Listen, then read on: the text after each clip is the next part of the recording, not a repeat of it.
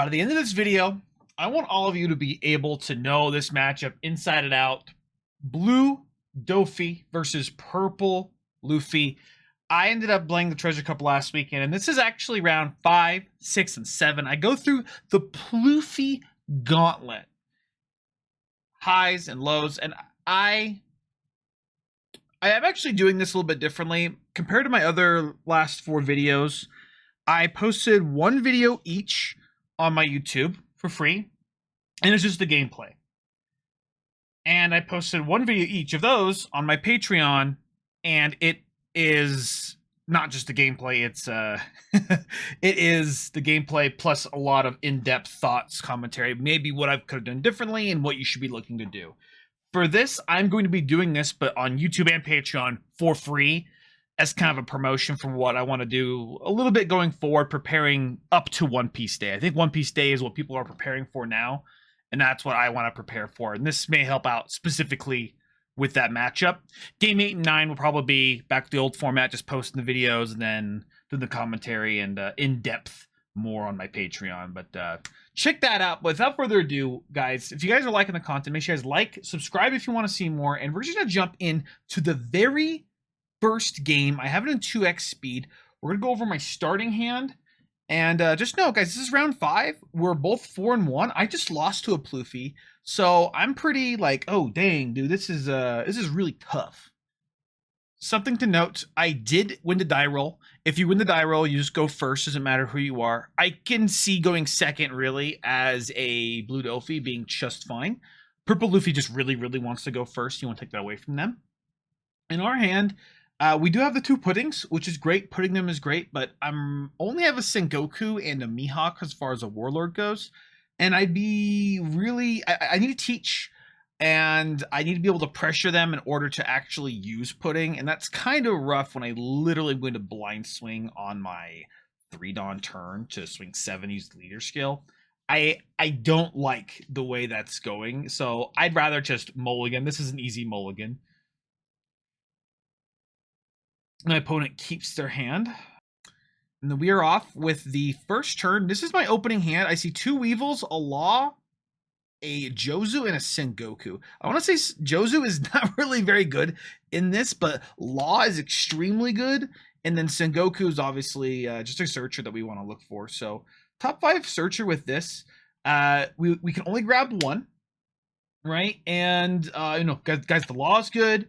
All 5 of the cards of these is good, especially Weevil, but we need to be able to put a card on top of our deck right now so we can use leader skill. So the Teach is just the best option. They don't really have an easy way of dealing with Teach early on, actually. We have the 2 Weevils, so I'm going to be able to spam Weevil after Weevil actually going forward with this. So we grab out the Teach because of that. Our opponent then goes to their turn playing out the Law and does a search. A tip I like to say when playing against this deck, always just say what they searched. It looks like they searched up a Zorojuro, and I always say out loud, you searched a Zorojuro. I then do play out the Teach, using the Teach skill, putting one of the Weevils. Again, I have 2 Weevils. This is pretty positive because it's going to be tough for my opponent to actually clear my Weevil next turn. I swing 7 at them, drawing a card for that, and they actually counter out, which if I have a pudding now it's not really good to pudding them, right? But they have to play around that. My opponent then goes to a 5-Dawn turn, well, 4-Dawn turn. They use leader skill right away, actually. They're looking for any sort of card. They definitely should play out like a Songoro if they have it, so they can't get it lawed, right? And you know, my opponent thinks here they really don't want to attack my leader. They want to attack at my Weevil. This is kind of like the best part about playing a 6k body. Playing up that 6k body early is extremely powerful because they usually have to throw a Dawn on and swing with it. And they end up playing out that Zorojuro. Okay, and the Zorojuro is going to search out a searching card, and they ended up grabbing a Usahachi. So make sure you guys say out loud, you know, you search the Usahachi. 5-Dawn, whatever I play, it's going to be gas because I do have the this Teach. The Teach just makes any odd turn weird. I swing 6 first because I was planning to swing 6 anyway. He gives me a 2K counter. Then I pay 4. I'm going to play out. Here's a choice. You have 2 choices. You either play out the Weevil, and then you use the Law to pick up the Sengoku with your leader skill. Or the better suggestion, guys, is actually play out the Law now. Pick up your Sengoku, then use leader skill to call out your Weevil rested.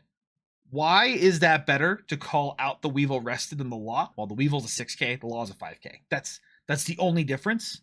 And so you're protecting your 5K body. Again, these 1K, 2K, 6K, 5K bodies, they matter. They matter a whole lot.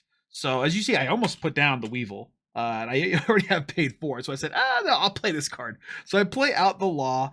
I have them pick up their 4-drop.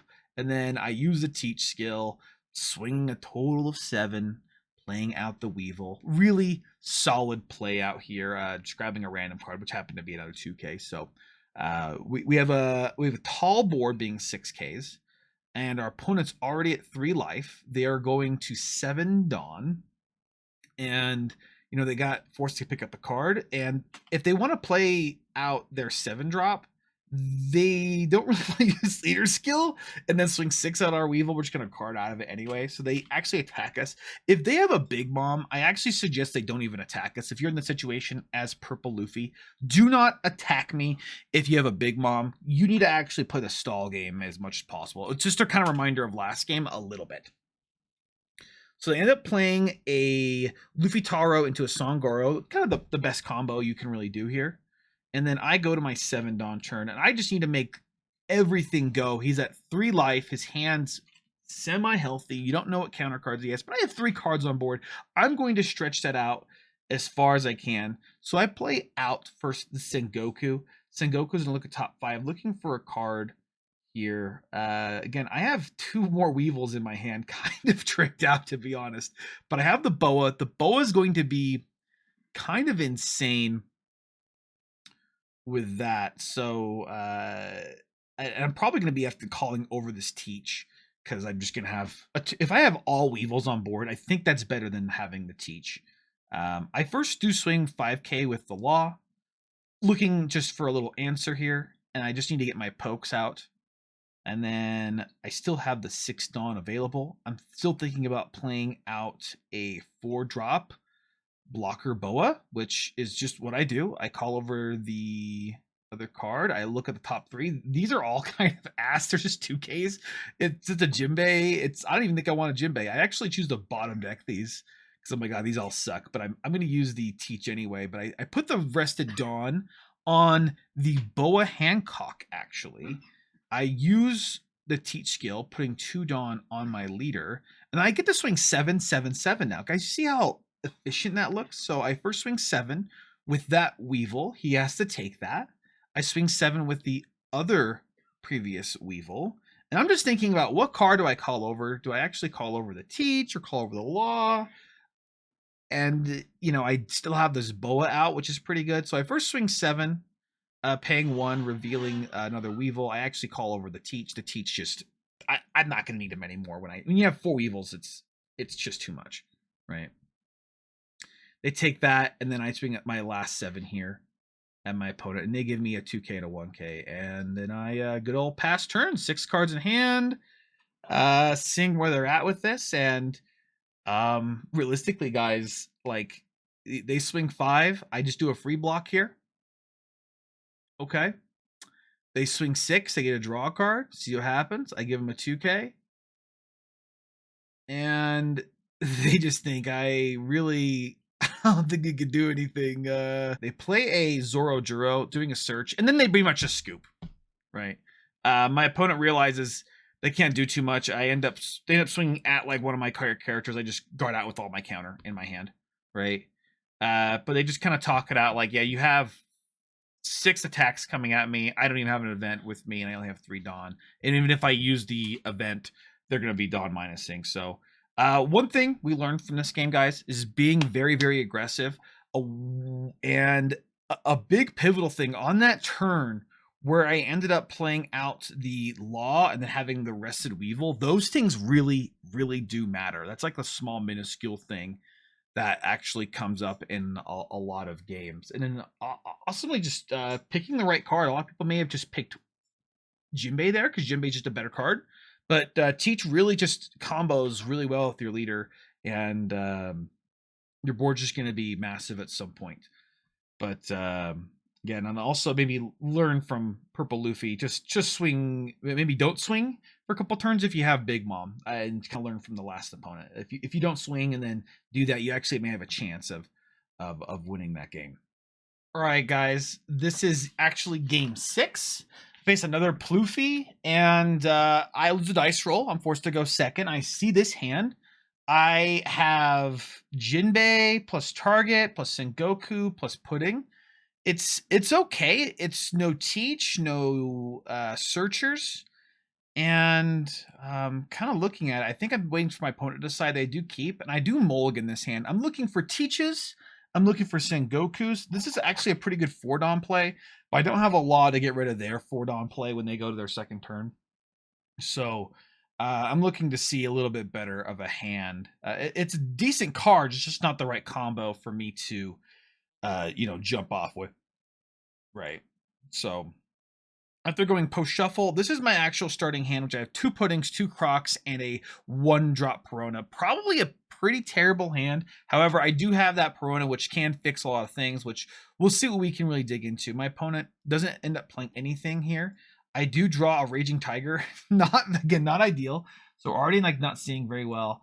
And the top 5 here really kind of sucks. 3 2Ks, the events, and a Boa. So I really feel, if I was to struggle, it'd be because, what I drew, right?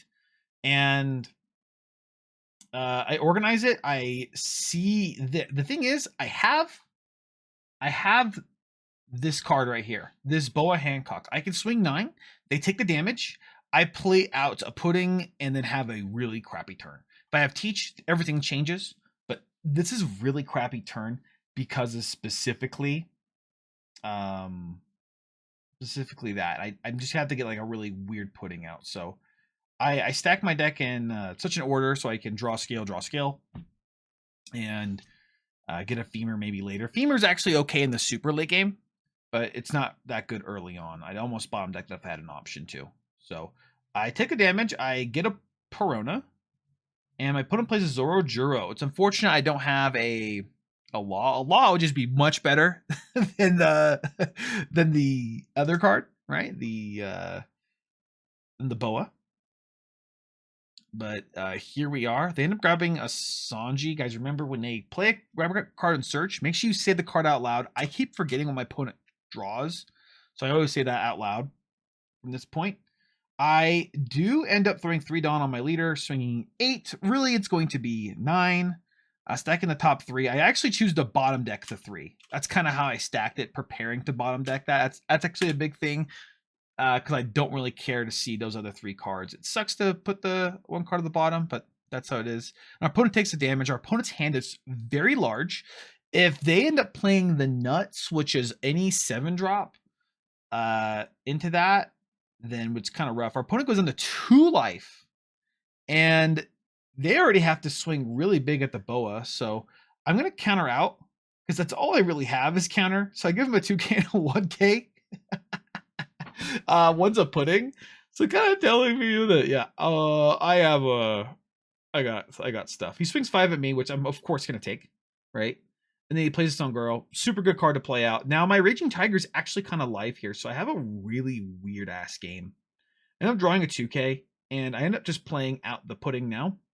Their hand is just way too large. They're at 2 life. They're going back to 5 cards in hand, and I'm having a good time. Actually, I feel like this game could go either way, and I want to see what exact mistake or can go either way to either come back as Pluffy or push forward with Boa, because things aren't going that great for me, to be honest. I know it kind of looks like it from maybe the Pluffy's perspective, right?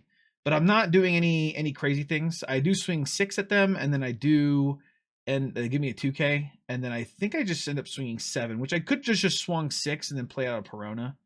but I just swing 7 there. I want them to go down the low life as possible before any kind of mom stuff happens. They end up going to 9 life, and they just have random cards. We don't know the cards in their hand anymore. They have this Songoro, which is going to draw them a card every turn, which is pretty obnoxious. And then I have this Raging Tiger, but I maybe can finish the game. That's kind of like the problem, right? My opponent then, thinks here for a moment, and this game, guys, this game actually is quite a long. So they go 6 again, and my Boa, I give them a 2K this time. I want to be able to threaten their leader. They go 8 at the Boa. I can give them 2 2Ks or let it die, and I do that. I give 2 2Ks. I've already kind of committed to all of that, and it's kind of easier guarding out of that as well, by the way. My opponent, he's going wide now. He's going like a wide Luffy. He's looking for targets. He doesn't have combos that he needs, but he does have Dawn Up. Having the Dawn Up is going to be really big as far as me going for game. And they play out the Usahachi,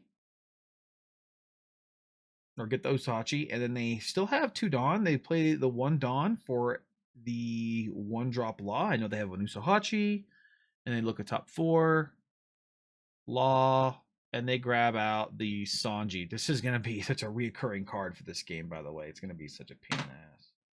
I go to my next turn, which is, I believe, my 8 Dawn turn. Okay. And I'm thinking, oh, maybe I use the 7-drop and then just get 2 things off their board, and then just swing at them like 3 times, like 5, 5, 5. So I actually do want to swing with the pudding as well. Right.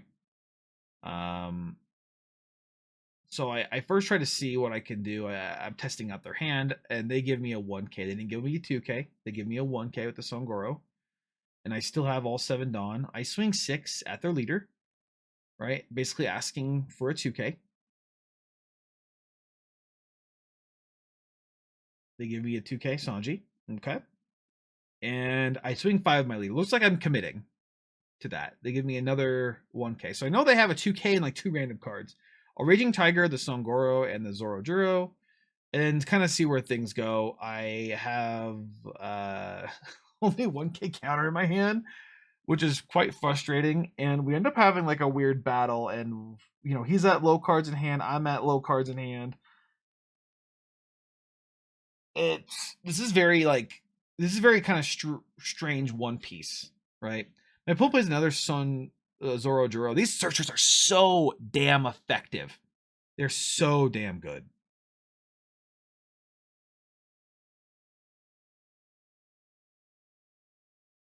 He searches out a Sanji, which ends up being, a really good rushing card. Helps him rest down anything and just have a way to actually kill me when the time comes. Okay. And with that, they count out the rest of their Dawn, which they have 6 Dawn left. And they need to be able to clear my board, because they're not going to kill me. And maybe survive another turn. That's their goal. They need to survive. Because I can't just swing with my leader and swing with like a character and then hope for the best. So they swing 6 at me. I believe they actually swung 6 at the Boa. I give them a 1K. They should have swung 6 at the pudding, right? If I have a 2K here, I actually might just win. But they go 8 at the Boa. I actually got them to use their Dawn inefficiently a little bit. And then they pay... they actually swing 5 with the Law, which ends up being pretty good. I have to let that die. So I get another Raging Tiger, which I'm thinking, okay, get rid of 2 Zorojuros, right? And then just have 3 Dawn left over. I just need to get them to 0. Okay? I really do need to get them to 0.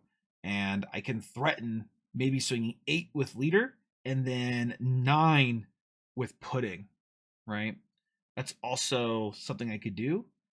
And I kind of almost tell them what I'm going to do, thinking like, if do I swing 7 and then 10 with this, seeing what they have, looking at their trash. We know what their searches have been. They have a Sanji. They have a 2 2Ks basically, and they didn't leave any Dawn Ups. Do you think they would leave a Dawn Up if they had the event? Which means they're due to get one, right? So I don't want to really put a card back in their hand. So I do swing 7 at their leader, paying 1, revealing a Weevil, drawing a card, which is pretty good. Now I have other combinations, if need be, which I don't exactly have amazing combos here. But I need to be able to clear their board a little bit as well. And for the 7K swing at them, I end up thinking about this for quite some time.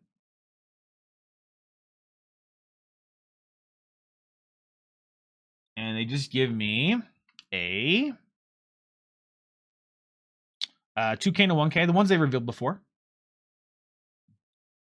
I actually swing 2K at the Law. The Law is a small problem. I want to get a counter out of their hand if they actually give me one, right? So they're thinking that's pretty big brain. That's kind of insane. I may have gotten baited too next turn as well to protect my Perona. He gives me a 2K at the Law. I'm like, that's so interesting that you'd counter out of that. Like he's thinking maybe he needs it to end the game next turn, possibly, right? So from there, I go, okay, well, I don't care then. So I'm just going to use the Raging Tiger instead of playing out the Boa. I just want to like think out my chances. I do think out like what my options are here, actually.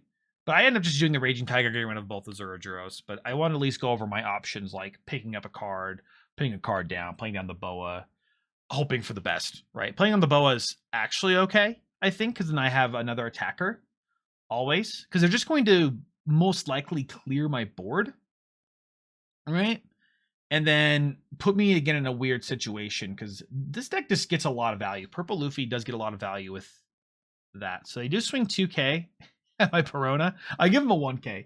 Kind of insane, to be honest. They swing. They play the 9-drop Luffy, which ends up being like really good here. They get a draw card and they get rush. And they kill that, and then they do swing 5 at my life, taking the damage. They have 1 Dawn up. That means they're kind of confident that they can guard out of my next attack and then maybe even kill me the next turn. But I have good plays. I have really good plays. A really good play here is actually double Boa. Double Boa. I look at the top 3. I don't hate these cards. I really don't. I think they could be better, to be honest. But I really don't hate this combination of cards here. I unfortunately can't really pick up anything of theirs. I could pick up my Perona. I think maybe I get baited into doing that, but really just picking up a 2K might just be better. But I play that, put the card there, and I do swing 2K at the Law again. Again, trying to bait out like a counter or letting it die, right? That's kind of what we've gone to, and I feel pretty good. I used a 1K to get a 2K out of their hand. Play down another Boa, leave it on top, and I swing a total of 8 at their leader, paying 1, revealing the Gecko. Gecko, I believe I retrieve actually a 2K counter, the Crocodile.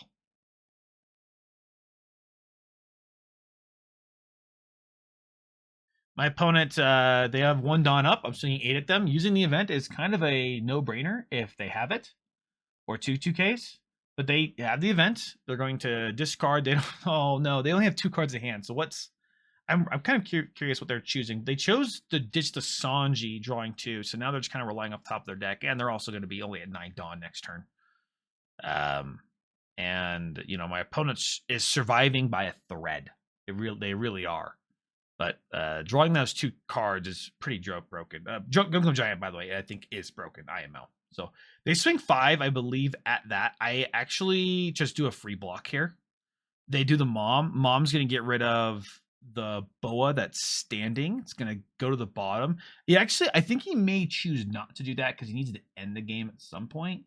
Let's see here. I would think he actually does put that one to the bottom, yeah. And then they do gain the life, so now they're at 2 life, so it's pretty frustrating. And then swinging 10 at that, I can't guard out of that anymore, right? And now I have 3 in hand, 2 Crocs, and nothing really. I know there's a Law on top of my deck, but what does that really do for me? I could swing 7, play out this card, play out that card.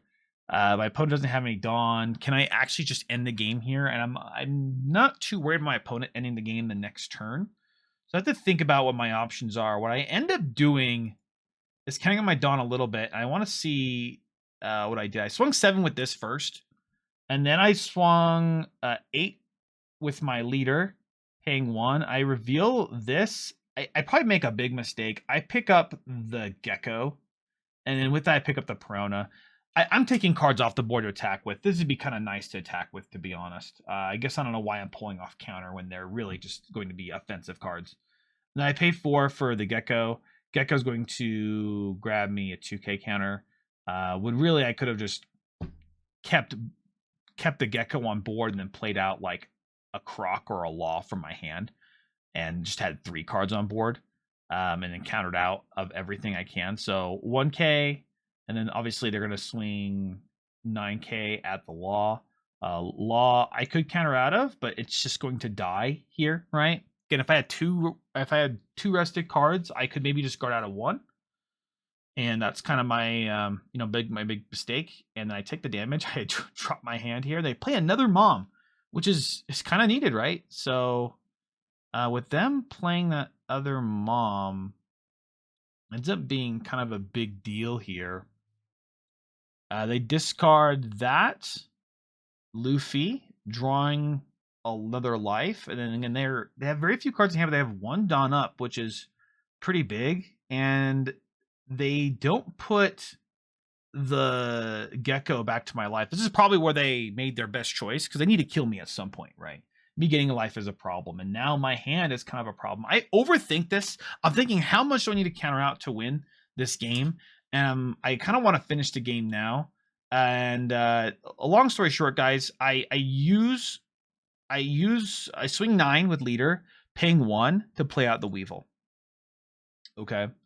It was a random chance to get a Weevil, which is okay because I get to draw another card. So now I have maybe another option.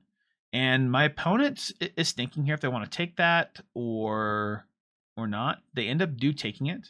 And then I'm like, well, okay, well, do I play out the Weevil and maybe get like a 2K or a 1K? Like, how much counter do I need in order to win?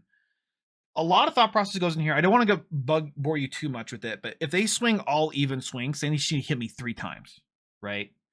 There's a lot of math goes into this, but realistically, you just swing 9 first with the Mom and see what I do, right? If I counter out of it, and then you could probably do another 9 swing, and or you just do 3 even swings going progressively bigger. So you swing 9 with Mom, you have 10 Dawn left, right? Let's say you have 9 Dawn left because they use an event right here, which they end up doing. And I'll kind of go over that math here actually when they actually go to it. So I end up just swinging 10K with the Gecko Moria, and they counter out with that plus a 2K, right?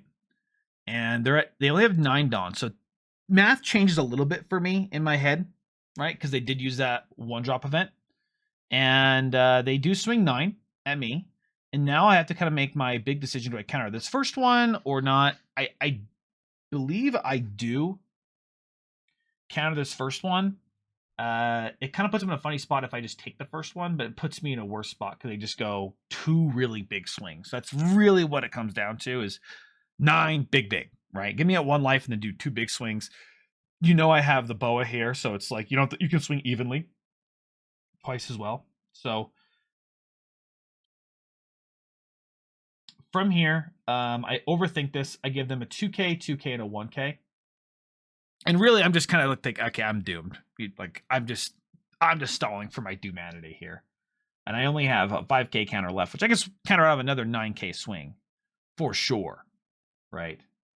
And my opponent counts out all 9 Dawn, and they have another option because if they have a rusher, then I'm definitely screwed no matter what, right?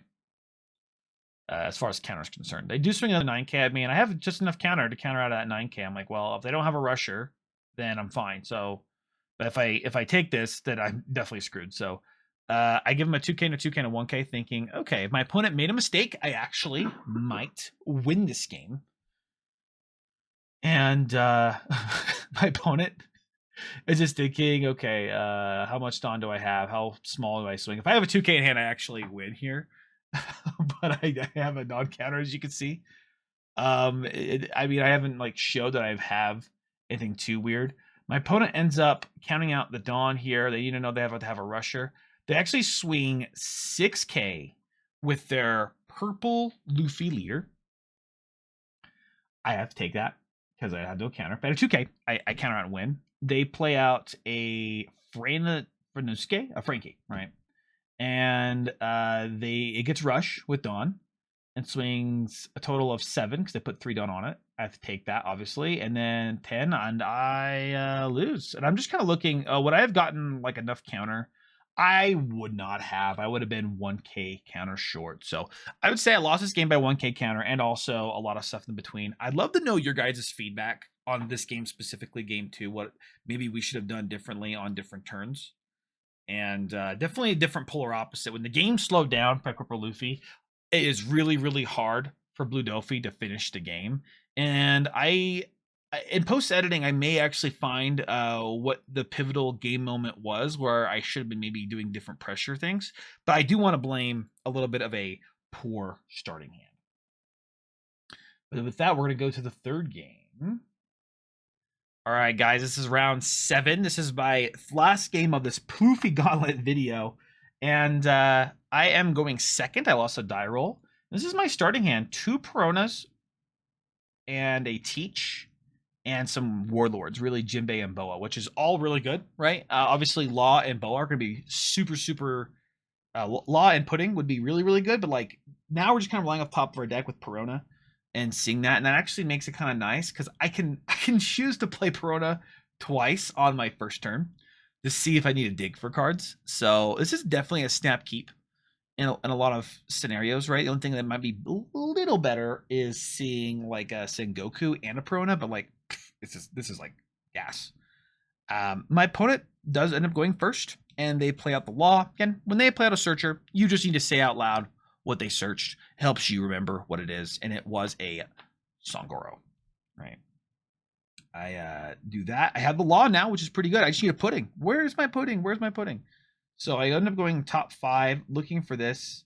Top of the deck is actually, it has some good things. It has a Sengoku, Teach, Law, Weevil, and a Gecko. So I'm overthinking. This is probably maybe the longest turn of the whole game, guys. It's obviously there is no Pudding here, and is it worth dig for Pudding? Actually, it could be. It could be, but if they just counter out, Pudding's not very good. So we're just gonna play as if next turn they're going to play out a 4-drop, and we'll play out the Law, and then maybe on the next turn we can use Teach as well. And I do want to draw the Teach as well here, so I'm going to draw, use Teach right away, draw, and then use Leader Skill. It looks like we're doing quite a bit of things here because Teach is really what the card we want to play out, even though I do already have a Teach. There are a lot of lines here. I think whatever protects me the most and whatever ends up being the most annoying, but the great thing is this is really, it's really flexible because I actually may want to play out Teach, use Jinbe, Law, pick up my Jinbe. Yeah, I think that's good. Yeah, pick up my Jinbe so it can't get attacked, and pick up whatever card they put down. Hopefully they put down like a Zorojuro. If they don't, they just swing big at me, then it kind of sucks. So I don't want to protect my life here. So now I'm thinking like maybe a couple cards on the line. Am I bland using Law, or am I just want to use a Sengoku later? Which I think I just want to use a Sengoku. Really, what I end up like actually going into, which is kind of funny, I do Teach Sengoku, then a bunch of Warlords because I'm like, it doesn't matter. I'm literally going to be using Teach the whole time. Probably for a couple turns. So and maybe I'll use the Boa along with that, but I'm being kind of carried there. They swing 5 at me and they play the Kamazo. Kamazo is going to KO my Teach. So this is a great card to get rid of their Kamazo, right?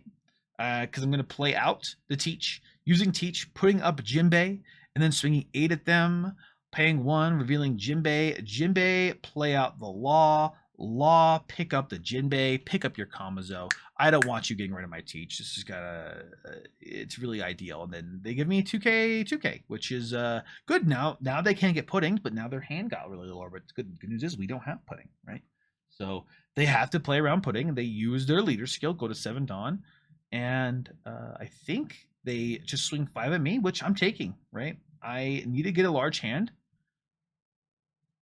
And I get a 2K, which is large, right? They go Songoro into Lufthansa Songoro, which is, the best thing. Guys, my opponent's going first. They're technically almost high rolling me. I just disrupted them 1 turn with that Law. So it's a good thing I did that. And now I'm thinking out here, okay, I can do Jinbe Boa, play out the Boa, swing 6 with the Law, and then additionally, right, swing 7 with the leader. I stacked it like this, and guys, this is what you do. This is actually the case. You use the leader skill first, right? We did put the Dawn on our leader. We take 7, and then guys, we need to push them down. We need to get them down in life today. We don't want to just swing 5 with the Law.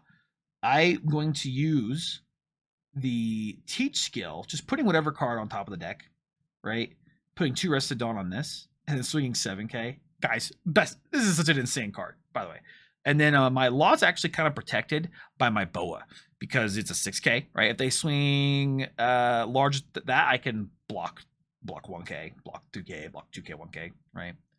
And they swing 6 at that. I was actually thinking about block 1K, but I don't really have a good card I like to 1K with, so I just give it a 2K, right? I just make sure it makes sense. They swing 8K at the Weevil. But obviously, I would just block do this as well. And I just think to myself, well, I just really need to eat them up. My board's insanely massive here. And I know what the top card of my deck is. So I give them a 2K and a 1K. And then they swing 6, most likely at 1 card. I give them a block and a 1K. My opponent goes another Luffy Zoro. Looking top 5. They have no Dawn up. They're at 7 Dawn only. Because they've been using Dawn minuses too much. They get a 2K counter, which is great. And we just need to bring the pressure, guys. We have no cards in hand, really. 2 cards in hand. And we just want to use all 8 of our Dawn to swing heavy with. So, because all 8 Dawn, I can at least start with a 7 with the Weevil, right? I think 7, which really tells me like a whole lot, right? I swing another 7, which they give me a 2K and a 1K. I'm thinking here, okay, do I want to keep my Boa standing, rested? Do I need to keep the Boa to finish him off another turn from now? But no, I'm just going to swing 7 at them right now. They give me 2K, 1K, and then I go, I actually think to myself, I may want to use leader skill now to call over a card. And I actually just swing 6 here. They have to take it, and I'm like, okay, well, since they took the 6, I'm just going to give them an 8K. So they don't have any counter. Really fast game, guys. Going aggressive is going to be your best friend. Disrupting their board is also going to be doing this. And you guys can see the sequence. That sequence of Jinbe, Law, picking up the Jinbe is great. Overall, I want to go over a couple things between all 3 games you guys should really notice, right? Obviously, in the second game, I did lose. So I was win, loss, win. What I did in both the first and the third game, I saw a great combo of Jinbe, Law, pick up my Jinbe, and then pick up their 4-drop, right? Pudding didn't really come up too much for the third game, right? But essentially, the fact that pudding exists is pretty powerful. But using that Teach in order to get extra power is really powerful in both one game and game 3. If our opponent survives, they actually might be able to big mom at me out here and then like damage deny me, kill my board, and I have to like barely this. I know this game was really fast, but in my opinion, if my opponent was able to stay at 1 life, even with like 2 cards in hand, they could clear my board and then get another life with mom. It's honestly that close. You need to be so aggressive. 1K counter does matter. Okay. In the situation. So guys, this combo, is extremely good. Finding any sort of teach is honestly your best thing. The only thing you can play around is Kamazo. If you can play around Kamazo by picking it back up, then you're going to be having, honestly, a really good time against any kind of purple Luffy deck. When you get to the end game, it's kind of one thing I'm figuring out. Let me guys know what you guys are thinking. I'm thinking just swinging with the small guys. Just keep swinging. Hopefully they don't have any more big moms. And then Femur their blocker if we end up fighting a Femur.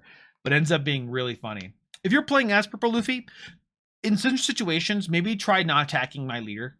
It actually is quite annoying if you think you're able to survive with things like Songoro, Searchers are survival, by the way, and then events plus big moms. Events plus big moms are your biggest survival tactic when you get to the late game.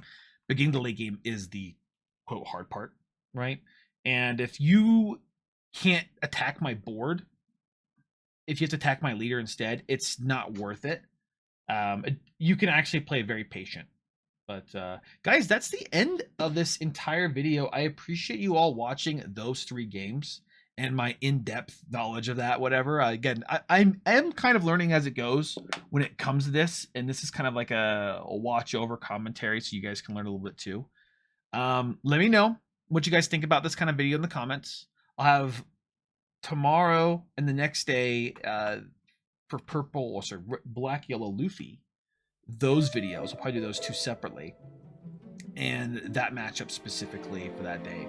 But thank you all so much for watching the video. Make sure you guys like if you're liking the content, subscribe if you want to see more, and I'll see you all in the next video. Ciao.